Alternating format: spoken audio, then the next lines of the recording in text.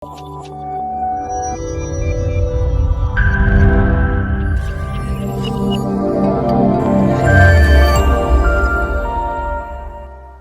టైంలో మీరు చాలా సఫర్ అయ్యారు.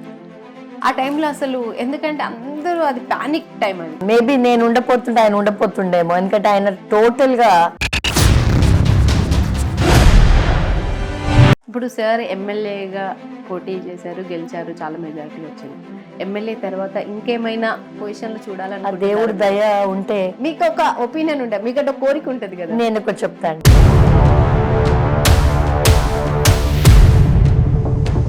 మొన్న కూడా ఎలక్షన్స్ క్యాంపెయినింగ్ టైంలో చాలా ఎమోషనల్ ఏడ్ చేశారు. మీరు అన్నారు, మా హస్బెండ్ నేను ఎప్పుడు చూడలేదు.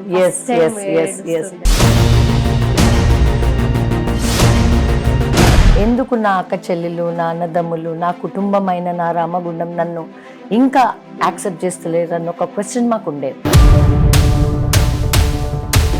ఇప్పుడు సార్ చాలా భారీ మెజారిటీతో గెలిచారు.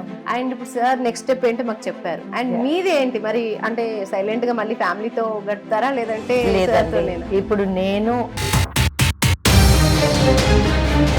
మీ గురించి చెప్పండి. అసలు మీకు ఎందుకు అంత ఇంట్రెస్ట్ ప్రజలంటే? లేదు, రాజ్ ఠాకూర్ కి ఎప్పుడు కూడా ఈ ఊరంటే నేను బాగా గమనించిన. ఈసారి మనం గెలిచే వరకు ఒక పట్టు పట్టుకొని, పాపం ఆయన ఒక దిక్కు, నేను ఒక దిక్కు.